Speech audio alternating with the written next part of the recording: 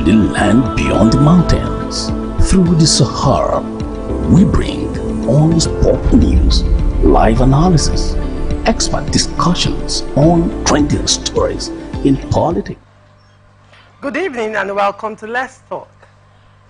Let's Talk is a people-oriented show designed to communicate core issues centered on trends and to whom it may concern per time.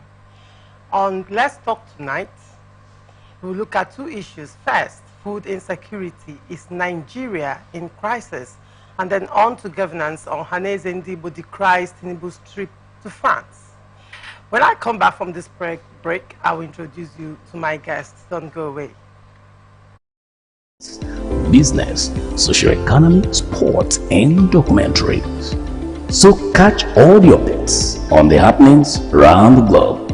Stay focused on the fact today, only on ATN.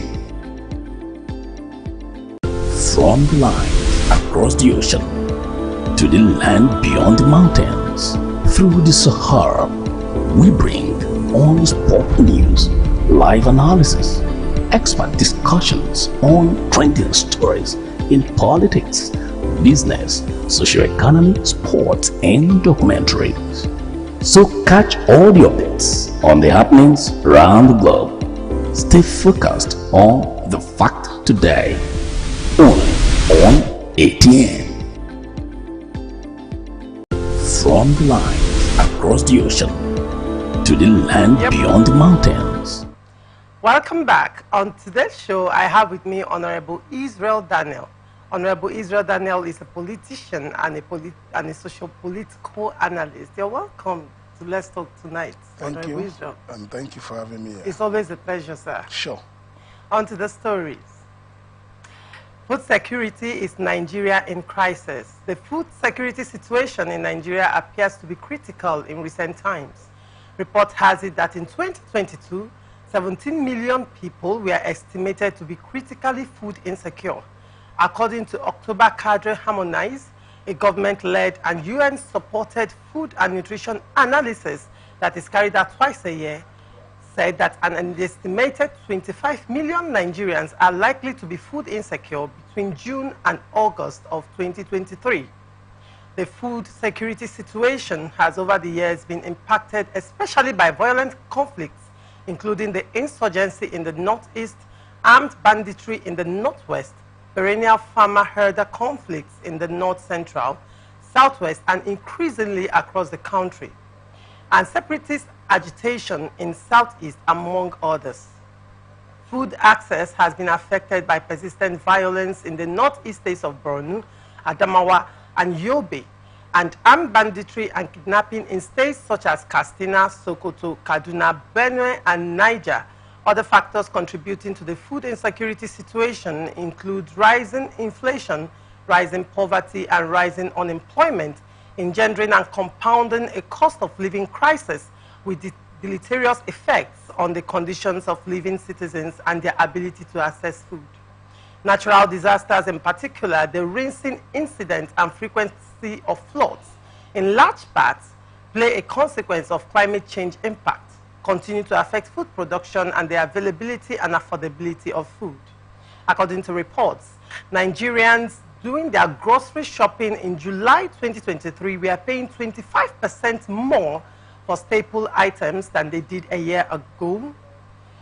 Nigeria's inflation rate stands at about 22.79%, but the prices of staple foods like eggs, bread, evaporated milk, palm oil, and plantain have risen by over 25% between the past 2 years. Using the Nigerian Bureau of Statistics monthly data on food prices, it was estimated that a moderate income family of 4 consuming staple foods like egg, milk, bread, rice, beans, gari, beef, catfish, plantains, and vegetable oil spent about 64,000 naira, that is 80 US dollars, on food in May 2022. By May 2023, this family would have spent about 80,000 naira, a 25% increase. Data compiled by the World Economic Forum shows that the average Nigerian household spends about 56% of its income on food. That's the highest in the world. Nigeria's situation is so dire that in 2023, President Bola Tinubu declared a state of emergency in food insecurity. To combat this, the Ministry of Agriculture has recently embarked on a food security drive. The Minister of Agriculture and Food Security, Senator Abubakar Kyari, on Wednesday, declared that the food security drive focuses on gender inclusion to achieve the Tinubu-led administration's renewed hope agenda in food production. He said, the ministry is highly committed to the socio-economic empowerment of women and men in the sector through various programs and initiatives. There is renewed hope for food security, therefore, acknowledging that acting in line with the Sustainable Development Goals Declaration, gender priority is a prerequisite for eradicating poverty and promoting a sustainable human development. The ministry's intervention plan for food security includes the availability of fertilizers to farmers and household, massive employment and job creation in the agricultural sector, ensuring that all Nigerians can afford to eat, increase in exports revenue from food and agriculture, enhancing trade facilitation to cooperation with Nigerian customs, and a lot more. But is declaring state of emergency on food enough? These are the questions. Is gender inclusion the solution? What is the way forward? On to the next story. Ohanaeze Ndigbo decries Tinubu's trip to France. Like his predecessors, it appears President Bola Tinubu is making frequent international travels a cornerstone of his administration. The excuse of attracting foreign direct investment was also profiled by those who preceded him in the Fourth Republic, but had only consistently declining investment inflows to show for their numerous travels. In his first 6 months in office, Tinubu has visited 10 countries. Twice each he has been to France and Guinea-Bissau, adding the United Kingdom, Kenya, Benin Republic, and India for good measure. In his trip to UN General Assembly in New York in September, generated an uproar following his large entourage. On his trip to Berlin, Germany, he explained that he was attending the G20 Compact with Africa conference to sustain his momentum in advancing the cause of FDI in Nigeria. This appears to be illusory, as numerous travels of Olusegun Obasanjo, Goodluck Jonathan, and Muhammadu Buhari that preceded him in office failed in that mission. As it stands, President Bola Tinubu and Vice President Kashim Shettima, in their first 100 days in office, hold the record of the most traveled presidency since 1999. President Tinubu departed Abuja for France on Wednesday, January 24, 2024, for a private visit to return first week of February 2024. In his reaction to this recent trip by the president, the Northern Elders Forum, Ohanaeze Ndigbo, and some civil society organizations have expressed displeasure over the private trip to France embarked upon by President Bola Ahmed Tinubu amid rising cases of abduction and other security challenges in the country. They decried that there was no transparency in the announcement, considering the description of the president's trip as a private one. Recall that former Vice President Atiku Abubakar had questioned the purpose of a private visit to France amidst the heightening banditry, kidnapping, and other security challenges bedeviling the nation. With the tension, unemployment, high cost of living, and massive migration of Nigerians to other countries, shouldn't the president realize that making the country safe for citizens and commerce magnetizes investments and not globetrotting? In view of the economic crisis, high insecurity, and state of emergency of food in Nigeria, shouldn't the president mandate Vice President, the Minister of Foreign Affairs, and other senior officials to undertake these foreign assignments while he directs his full attention to fixing Nigeria's myriad challenges? These and many more questions our guests will do justice to after we return from this break. Don't go away. Through the Sahara, we bring honest pop news, live analysis, expert discussions on trending stories in politics, business, socio-economy, sports, and documentaries. So catch all the updates on the happenings around the globe Stay focused on the fact today. Only on ATN.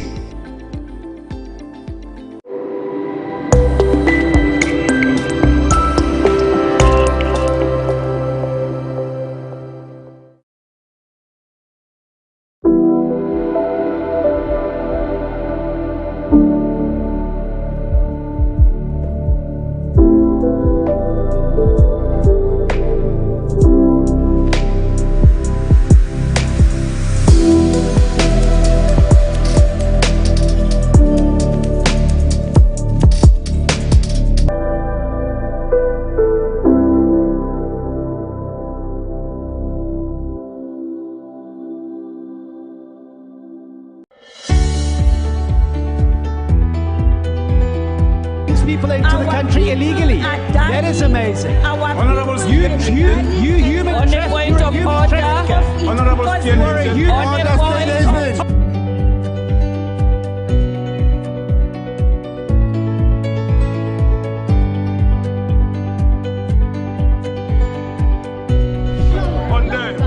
they are not picking our calls.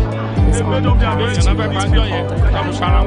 so no agreement with the EU, but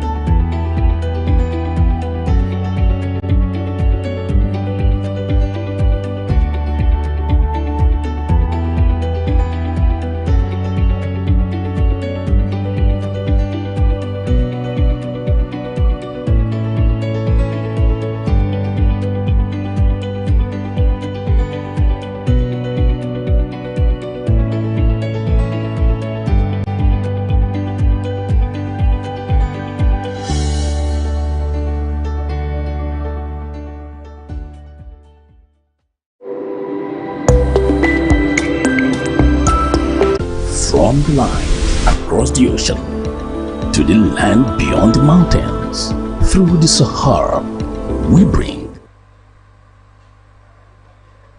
Welcome back. Honorable Israel, on the issue of food insecurity, is declaring state of emergency on food enough? Let's say you have showed interest in something, you have discovered the challenge. Providing solution is, I think that is the key concentration. The president have identified that Nigerians are suffering. In fact, out of 200 and something million Nigerians, I don't think up to 100 million can comfortably feed themselves for 3 times a day. And it all boils down to the present decline of finance in the country. Products are going high, items of food are going high, but salary intakes is not going high. Charges for jobs are not going high. We still repeat the same thing over years. And everybody just look for a way to cope. You have indicated interest that there is a challenge, and that challenge is that Nigerians need an emergency solution to make sure the people are healthy, food-wise, to make sure they are not malnutrited. Now, what we are looking at is identifying the problem is not enough. In leadership, 1, you identify the challenge. 2, you create measures to solve the problem. And the 3rd step of it, you implement the measures you've created to solve the problem. And the 4th of it, you wait to see the result, the outcome. If the outcome is not good enough, you go back to number 1. You go back to identify why it was not good, and you create other measures for it. We have seen so many administrations comes and go, emphasizing on we want to eradicate poverty from Nigeria. We want to fight food insecurity in Nigeria. We have seen them. And they still come down to the point of identifying the problem. What we are looking for now is, don't tell us you have identified the problem. Don't declare emergency on food. Why not you go direct, solve the problem? Let us see that something is changing. When we see that something is beginning to change, we start saying, the president is working on something. But you have informed us that you're working on something, we are not seeing anything change. Now, presently, the cost of the daily consumable, the most consumable food in Nigeria, you have the rice, you have the garri and the rest of it, they are not coming down. They are going seriously high. And A common Nigerian, an average Nigerian can afford 1 or 2 cups a day. And when you go to the market to buy that and buy other things that full, how much is your daily income that comes to you? And average Nigerian within the bracket of, let's say 70%, does not even make up to 1,500 naira per day. So how would they cope to feed? Well, you're talking about purchasing power of the average Nigerian. Now, but we are looking at the real issues that has led to food insecurity. Now, there are a lot of factors. First of all, there is a scarcity of food.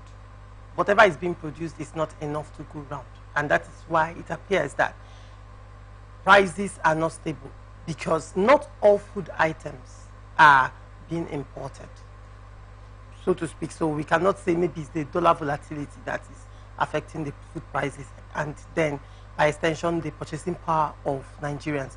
But let's look at the more fundamental problems that are affecting food insecurity in Nigeria. First of all, insecurity itself affecting the Northwest. The Northwest are mostly farmers.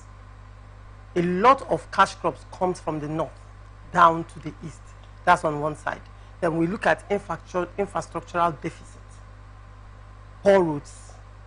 So now a farmer harvests his crops and is unable to transport those crops from one state to another due to poor roads, and also unable to transport, for example, perishable items like tomatoes, onions, ordinarily that should transport within 24 hours would take 3 to 4 days, and by the time it arrives to its final destination, a lot of those crops have perished and the farmer incurs losses.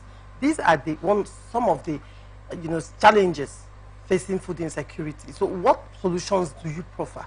Okay, first of all, let me say something. I disagree with the fact that we don't produce enough. Okay. Now, Nigeria, we produce enough that can feed this nation. We have lots of big farms that feeds Nigerians.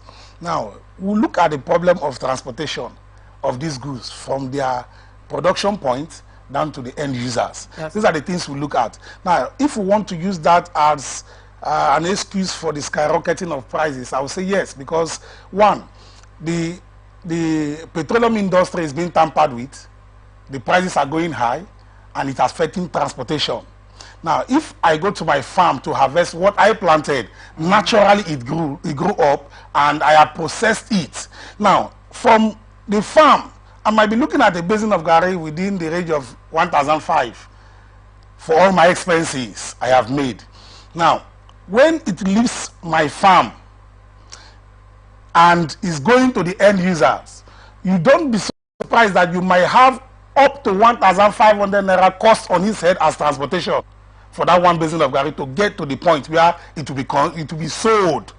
Now, when it gets there, the person that is selling, being the second party now, wants to make his profit. He transported it for about 1,500, bought it for about 1,500, 3,000 is already gone. He wants to make profit from it because he's paying for shop, he's paying for other tax and the rest of it. He might decide to put 1,000 on top of it. And the retailer comes to him and buy it at the rate of 4,000 and go back to her table, and she wants to also make profit from it. Meanwhile, while she bought that garri, she paid transport for it back to her destination. She wants to make profit from it. I'm looking at from the transport aspect now. She wants to make profit. Instead of 4,000, she paid extra 500 for the garri. She wants to sell 4,500. Now, from that 4,500, she wants to make profit. Maybe 500 is going to 5,000. Now, this is how the prices of things goes up. Not that from the farm it was so, but the means of, in fact, from taking it to from the production point down to the consumable point, the distance is very large and it consumes a lot of money. Now, if we can work on our transportation costs, going back to petroleum products now, if the prices can come down, there is no way we'll be buying petroleum products maybe 150 per liter or 200 per liter, and you're having food items that expensive. Transportation is already down. Now, transporting one cow from the north down to the south, when you know how much that is involved, a cow of 200,000 can be sold for 400,000, and it's not even a big cow. And by the time you buy at the rate of 400, you kill, you want to retail in the market, what you'll be selling to people now, you want to make profit, at least, even though it's at least 50K, let it comes. So cow that is supposed to be within 150, 200 is going to about 450 transportation cost. Now, if we can work on our transportation aspect of it, petroleum product, let it come down. In fact, that is where the price of everything in Nigeria is now. Transportation cost. I have the goods. How do I bring it to you? I have to pay transport. Whether by air or by land or by sea, I must pay transport. And when I hear how much is involved, is something else. That is from that aspect. Now, another thing is production cost. When we go to the production cost, I want to process what I have produced from my farm, what I have harvested from my farm, so that it will be easier for you to make use of it. The means of processing the same petroleum product is also involved because I need power. And Nigeria is seriously having power problem. In fact, today, the problem of power was so much on us that even to do some jobs we could not because of power. Now, when we are able to do those jobs with much petroleum product consumed, it affects the price of what we are producing. And by the time it goes to the market, you might be shouting, but this one is made in Nigeria. If you observe also, many items imported from other countries are even more cheaper than the ones we produce ourselves. You see our local rice and the foreign rice, both of them are almost the same amount of money. You don't know the difference. But this one is produced from our backyard.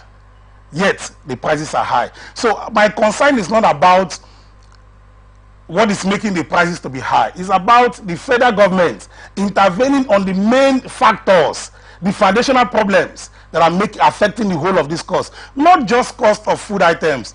Remember that the cost of food items affects the cost of education also. I am selling to train my child. And the lecturer needs to come to the market to buy. And whatever he is receiving as salary, it's not even enough for him to buy from the market. I need to pay my child's school fees. I am also following the height of price so that I can meet up to pay. Now, everything is going high based on what is happening in Nigeria. And that is why we look at, don't identify the problem for us. Let's see how to solve the problem. If you can talk about petroleum product and reduce whatever cost it is, let it go down. We don't know how you want to do the magic, but discuss with whoever body that is involved, discuss with them, make that a negotiation and let transportation comes down. Let it come down, seriously. Also, when you talk about transportation, it's not limited only to cost of petroleum products. We also look at the road network. I'm coming to that. The road itself. I'm coming to that, not just the road itself. The maintenance of whatever means of transportation you're going with. The cost of importation of spare parts and the rest of it is high. So if I am having a truck, I'm not just charging you for the fueling, I'm charging you for the maintenance, because for every movement, there's a downgrading of equipment. So I'm charging you for that. Then if we look at Nigerian road network, sometimes it's better you transport it from air and it lands in the state. More expensive, but it's better. Farmers are suffering massive losses. Now, you have a trailer load of tomato coming for, let's say, from Aba down to Port Harcourt. It's likely that it might not get to Port Harcourt in 2 days. And you ask yourself, this is Aba. Aba is very close to Port Harcourt. What is the road network like? You can't access freely from Obibo down to flyover in Aba. In fact, it's almost a nightmare. So, trucks, instead of going through that way, they go around Umaya, coming through Eche, back to Port Harcourt. These are the means of turning around to get these products done. Now, before you do that, sometimes if your truck have an issue because of the road, only a day can damage lots of tomato. Those persons that sells fruits like pawpaw and the rest of it, they go to bush market, get it. Sometimes it stays 2 days, 3 days on the road. Half of it is already bad. Somebody bought a trailer load of plantain, and before she could get to the market, in fact, they were all black because of, instead of 2 days journey, they spent about 5 days because of the road. And she could not, she literally fainted in the market. Because as soon as they opened the truck, there was no way she knew that she cannot make up her money.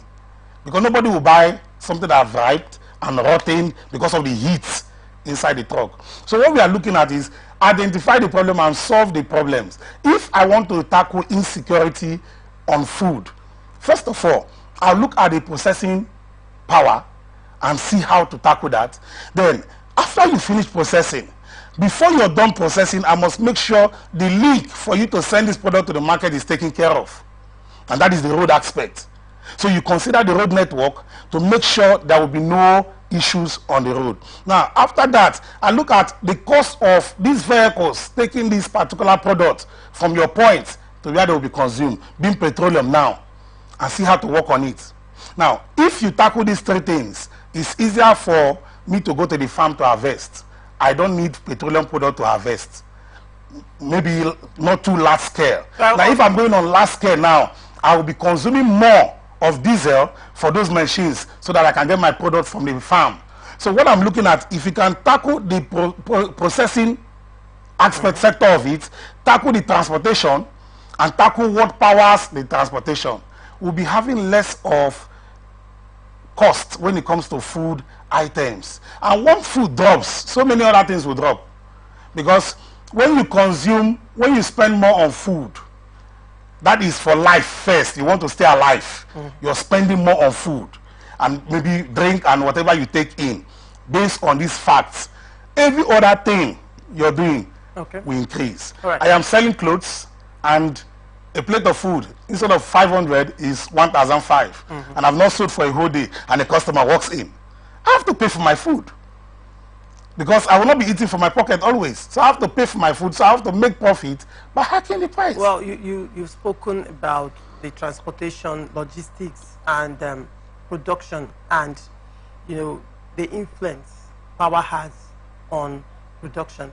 But then, let's look at the crucial part of all these things, and that is the farming level. Insecurity has played a major role in food insecurity in Nigeria. For example, Benue State. Benue State is the basket of the nation. Benue State has been recently under so much attack. For example, Kogi State. Kogi has a community called Boko, and Boko is not. Now, a lot of these farmers have had invasions on their farms. They've been killed on their farms. And a lot of them have been displaced. They're in IDP camps. They don't even know what's going on with their farms. Their crops are all gone. The truth remains that it has affected food security in Nigeria because a lot of products come down from those areas. So that's why I said we are not producing enough as it stands.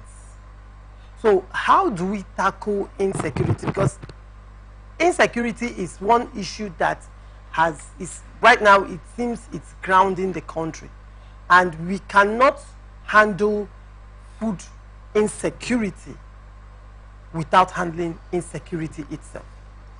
Okay, if we want to look at security in Nigeria, with respect to food insecurity, yes, there are few things you will do to a nation, and the nation will be back to their knees. And one of them is making sure the security system of the nation is not stable.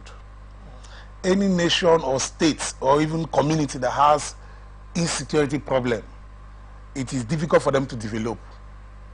People avoid them. People don't come close. In fact, if you're going there for anything, people advise you not to. If you want to make any form of investment there, people advise you not to. Now, just for you to stay alive, you might establish your business, and before a year you want to start making profit, they say everybody run, and you're off. That one is a loss to you. Now, what have happened to Nigerian is tampering with the stability of the governance of Nigeria by tampering with insecurity. Many of these affected individuals are core farmers. When you hear the likes of Bronu, some local governments in Bronu, you ask yourself, what did they actually do there? Half of the local government is a farm. They literally farm. That is what they do for a living. So when we look at going to the office here, they look at going to their farms. Now, some of those local governments, people have deserted those local governments because of insecurity matters. Simply means there is no farming work going on there. Now, we know that it affected the country in some ways. Why I insisted that we don't have a shortage is because our problem is not whether the food is there. Our problem is how can this food get to us and how can we purchase. If we have a storehouse filled with rice and there is no means to send it to the people, it will stay there and get spoiled. Now, it doesn't matter how many warehouses you have. So, but if we look at insecurity affecting farmers, for me, I would look at it that at the northern side of Nigeria, more than 50 to 60% of farmers have been affected by this. Some of them have not been directly affected, but the fear of going is a problem. Some of them have tried to manage the one they have farmed before the problem came to their environment. They don't want to go back again because some persons have been killed in their farm. In fact, many persons have been killed in the farm. You send workers to your farm, large area of farm land, and before you know, you hear herdsmen, you hear this or that, you hear animals coming into the farm, being cows and the rest of it, and by the time the community try to intervene, they open fire on them. We have had so many incidents like that. Not even in the north alone, down to the south, we have seen issues. Down to the south, south, we have seen confrontation of community with these same cattle rearers having serious confrontation with guns at the farm, trying to destroy their crops, letting the cow to feed on their crops, knowing that if you pick the leaves off, it will die. That is not their problem. They want their cow to survive, and they will go into serious battle with the community and the rest of it. And most time, government intervene to tell you that and give them a space to do their own. So what am I trying to say? Most of these northern states that actually specialize on farming, it has actually affected them. Insecurity matter affected them so much. Some of them have even moved from their state to the nearby states, and what they are doing now, instead of commercial farming, they are farming for themselves, just for themselves, what their family can eat. So what we are looking at is, if Nigerian wants to solve the problem of food, if you're looking at insecurity from the angle of affecting so many things, not just food, it can be solved at this point. We can reduce it to the barest minimum. That is, if the government take it as a priority. But what we are seeing now, in this first administration, insecurity problem cannot be solved at this point. Okay, Honorable. Instead of to be solved, it might be rising while they are looking for solution. They will tell us they have identified, they have known what the issue is. Okay. We are waiting for solution to come up.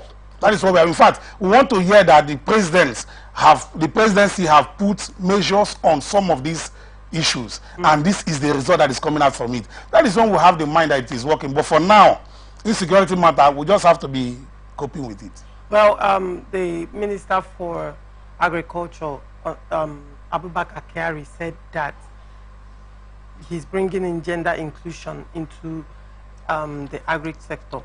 Well, female farmers are crying out that they are not fully carried along. And then one of the things he said was, apart from the gender inclusion, sharing of giving out fertilizers and all of that, but the focus right now is on gender inclusion. Do you think gender inclusion, he profiled it as one of the food security drive the government is embarking on.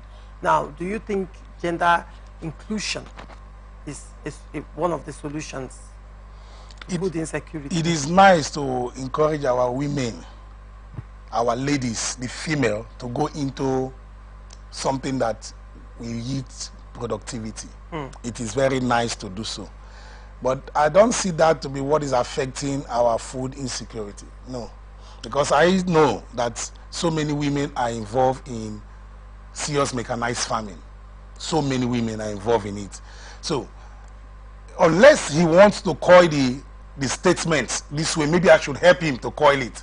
And one is, let us not allow politics to affect the inclusion or the distribution of agricultural support to the farmers. Now, let me tell you how.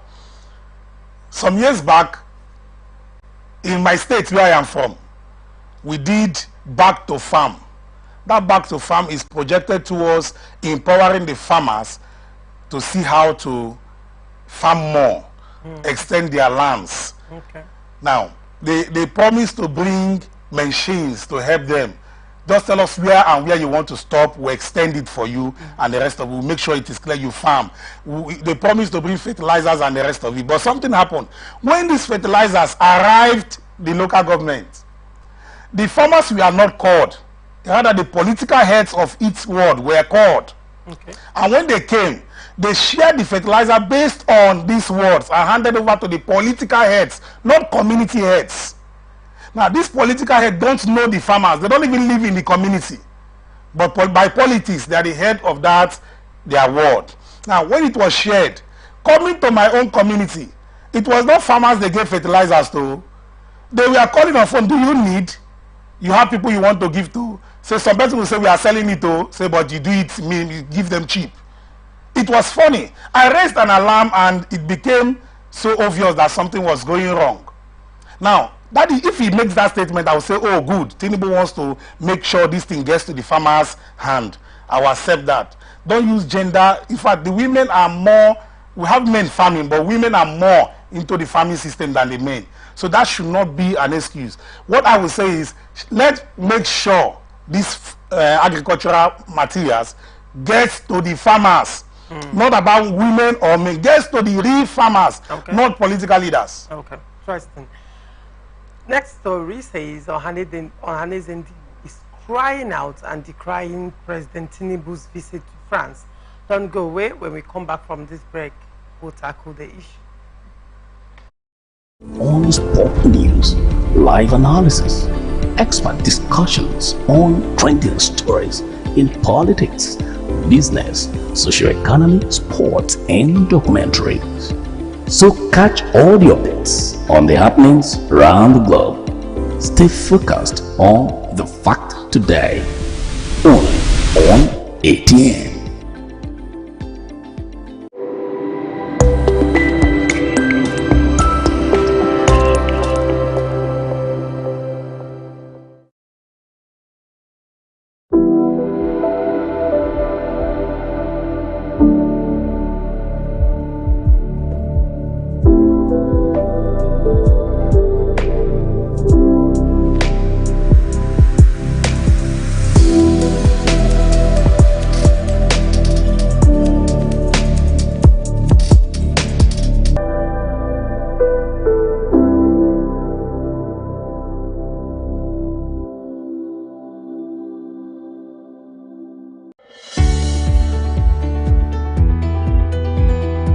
People into the country illegally. That is amazing.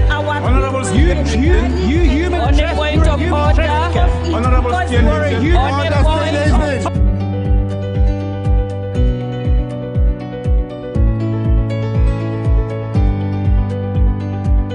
From the line across the ocean to the land beyond the mountains, through the Sahara, we bring on sport news, live analysis, expert discussions on trending stories in politics, business, socio-economy, sports, and documentaries. So catch all the updates on the happenings around the globe. Stay focused on the fact today, only on ATN. From the line across the ocean to the land beyond the mountains, through the Sahara, we bring on sport news, live analysis, expert discussions on trending stories in politics, business, socio-economy, sports, and documentaries. So catch all the updates on the happenings around the globe. Stay focused. Welcome back. Welcome back. Now, Ohanezendi and other civil service organizations have decried the constant travel of President Bola Tinubu and the recent travel he departed for Abuja to France. Even the former Vice President Atiku Abubakar also questioned the travel of President Bola Tinubu, especially in face of insecurity facing Nigeria. Honorable Israel, do you think at this point the travel is absolutely necessary for the president? Don't forget this recent trip, he said it was a private one. In face of killings, and constant kidnappings happening across the country, especially in FCT? This country, it belongs to the elect. I will define my statement. Why fight to become a leader when you know you don't want to be available to lead? Now, when you say I want to lead, it simply means I'm no longer in control of my time. It is for the people. I'm no longer in control of my own resources. It belongs to the people.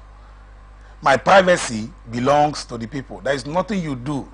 Anything I do now might not be known by Nigerians, but the day I become the president of this nation, even though I say I want to go and take my bath, Nigerians will ask questions, why bath by this time? So you are coming to a limelight. In fact, before you assumed office, after becoming president-elect, you took a break to the same France.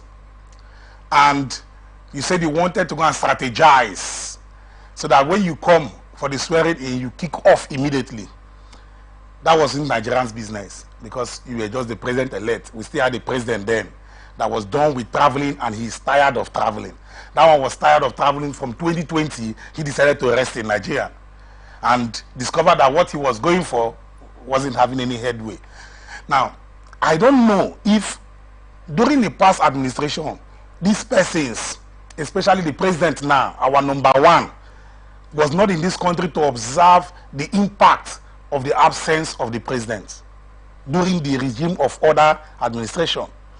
I don't know if he didn't observe the impact of the absence of other presidents. Sometimes it might be 1 week, 2 weeks, 3 weeks, 1 month. Now, I wasn't expecting him to be the traveling president. I was expecting him to be the Nigerian president. A president that will believe in Nigeria, that says whatever you want to do, come back to Nigeria. Health, let us do it in Nigeria. Whatever trip you want to do, you want to go outside for sightseeing, to relax, we have places in Nigeria you can do that. Make Nigeria comfortable for that.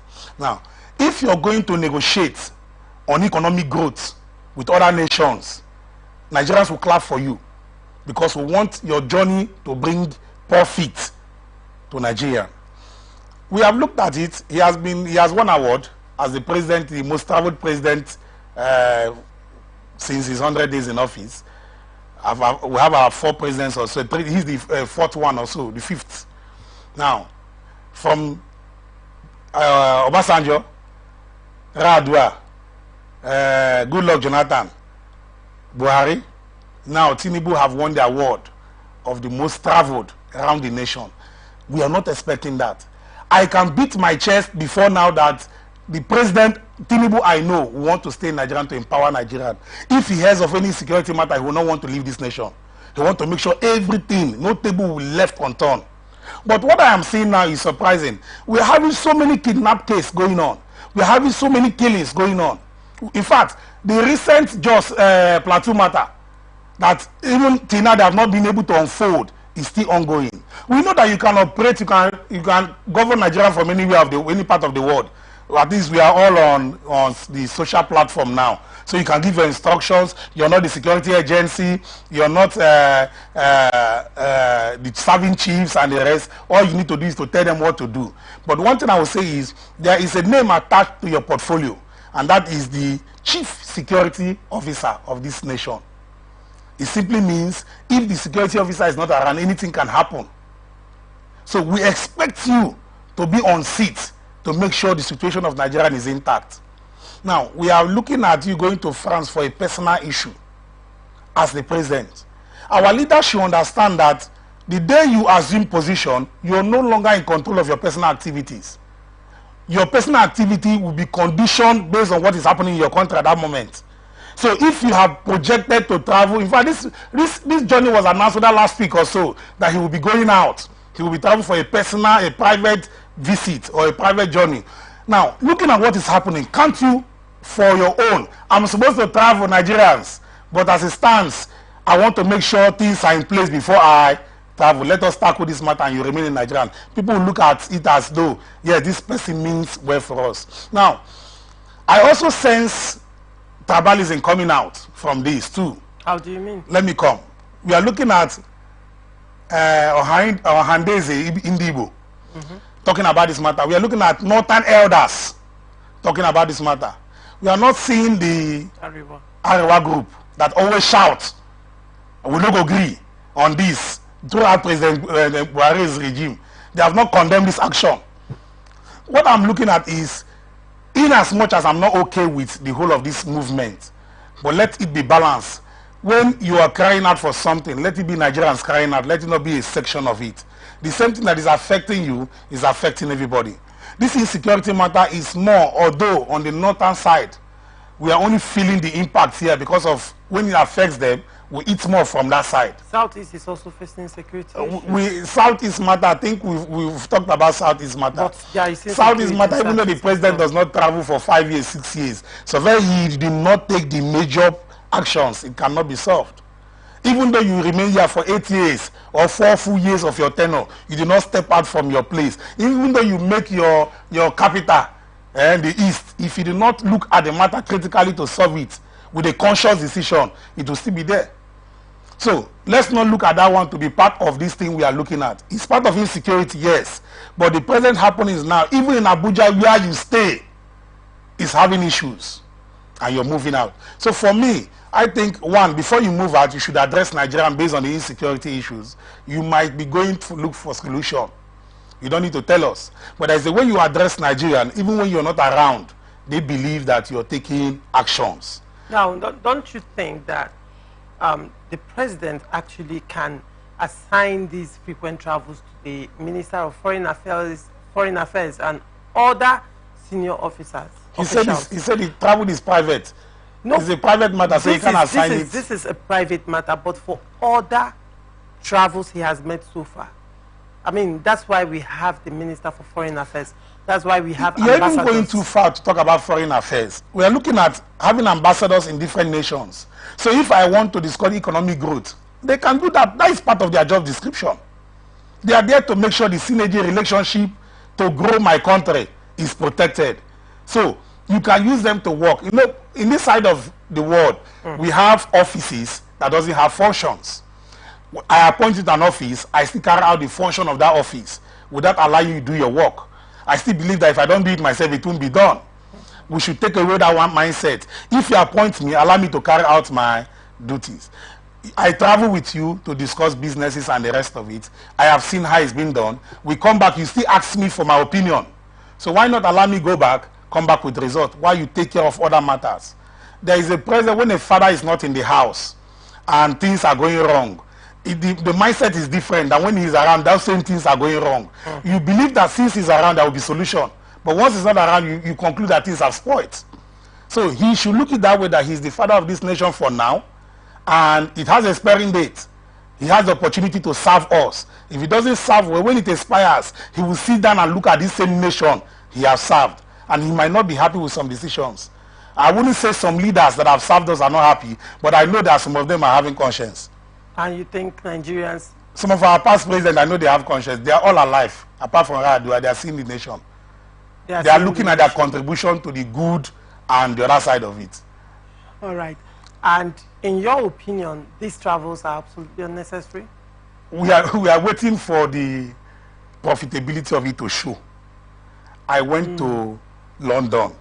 I stayed 1 week on a kind of economic visit. How far? Okay. Is our economy growing or coming down? Okay. Remember that every of your journey is reducing our income. It's not adding to our income. So we are looking at, when you travel, come back, there is an idea. Bring it. This idea is working. We will tell you to travel again. All right. But when you travel and come back, there is nothing. You want to step out again. If you have the opportunity to block the airports and say everybody sit, let's survive it here together. All right. Thank you so much. Thank you very much. Thank you. Honorable Israel Daniel. It's always a pleasure having you on Let's Talk. Thank you. Thank you so much. And this is a wrap. Sadly, this is all we can take on this episode of Let's Talk on Atlantic Television Network. Do not forget you can catch up with us on all our social media handles. If you missed this show or any of our shows, not to worry. You can always reach out to us on Twitter, Atlantic TV Network 1, on Instagram, Atlantic TV Network 1, on Facebook, Atlantic Television Network. Follow us on our website, www.atlanticnetwork.tv. Do not forget, peace and unity are the pathways to progress. Global News comes up shortly at 9. Do not go away. I am Ogu Laurentia Choma. See you the same time tomorrow. Good night. On The Fact Today, only on ATN. From the lines across the ocean to the land beyond the mountains, through the Sahara, we bring on sport news, live analysis, expert discussions on trending stories in politics, business, socio-economy, sports, and documentaries. So catch all the updates on the happenings around the globe. Stay focused on The Fact Today, only on ATN. From the lines across the ocean to the land beyond the mountains, through the Sahara, we bring on sport news, live analysis, expert discussions on trending stories in politics, business, socio-economy, sports, and documentaries. So catch all the updates on the happenings around the globe. Stay focused on The Fact Today, only on ATN.